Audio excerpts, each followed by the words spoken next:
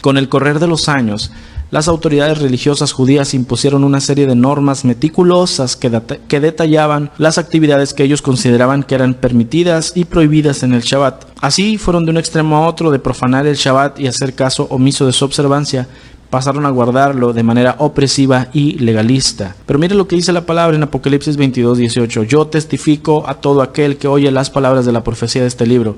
Si alguno añadiere a estas cosas, Elohim traerá sobre él las plagas que están escritas en este libro. Estamos llamados a jamás agregarle a la palabra de Adonai. Zondervan Pictorial Bible Dictionary, edición de 1967, página 736, en su artículo sobre el Shabbat, dice: había 39 categorías principales de acciones prohibidas en el Shabbat: sembrar, arar, cosechar, juntar gavillas, trillar, aventar, limpiar, moler, amasar, hornear.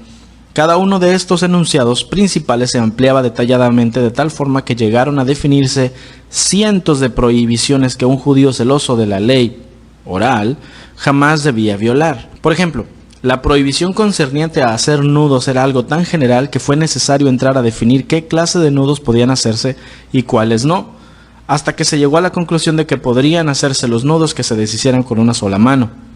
La prohibición referente a escribir en el Shabbat fue ampliada de esta forma: aquel que escriba 2 letras con la mano derecha o con la mano izquierda, no importa que sean iguales o diferentes, es culpable. Aunque lo haga por haberse olvidado de esta ordenanza, es culpable. Si al escribir en 2 paredes que forman un ángulo o en las 2 tablas de su libro de contabilidad de tal manera que puedan leerse juntas, también es culpable. La definición de trabajo que tenían las autoridades religiosas era completamente diferente de la definición normal. Por ejemplo, arar estaba en categoría de trabajos prohibidos, y pocos podríamos negar que en efecto arar es un trabajo que exige energía y esfuerzo y sí sería romper el Shabbat.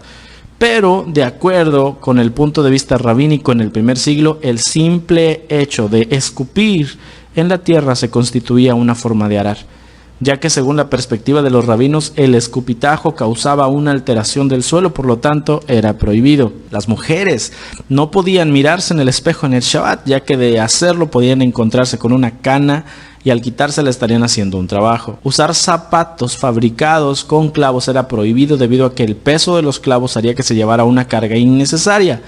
Aún el simple hecho de caminar sobre la hierba no era permitido porque al pisar la hierba, ésta se maltrataba y se rompía, lo que constituía una forma de trillar que también estaba prohibido. Los dirigentes religiosos enseñaban que en el caso de que se produjera un incendio durante el Shabbat en una casa, sus habitantes no podrían poner a salvo del fuego sus pertenencias porque eso sería llevar una carga. No obstante, podrían ponerse varias capas de ropa y llevándolas puestas sacarlas de la casa porque esto sí sería aceptable.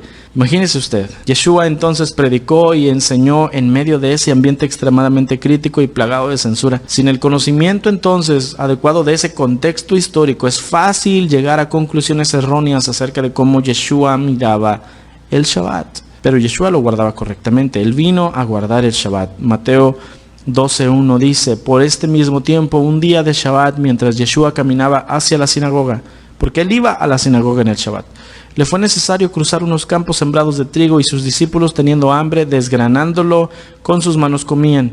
Mas los fariseos que iban con ellos, al ver lo que hacían, le dijeron: Maestro, mira que tus discípulos están haciendo lo que no es permitido en el Shabbat. No era permitido a sus tradiciones.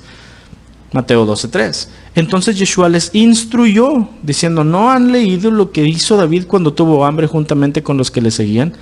¿No se acuerdan cómo entró en la casa del Eterno y comieron del pan sagrado de la proposición, que no le era permitido comer ni a él ni a los que con él estaban? Mateo 12:5.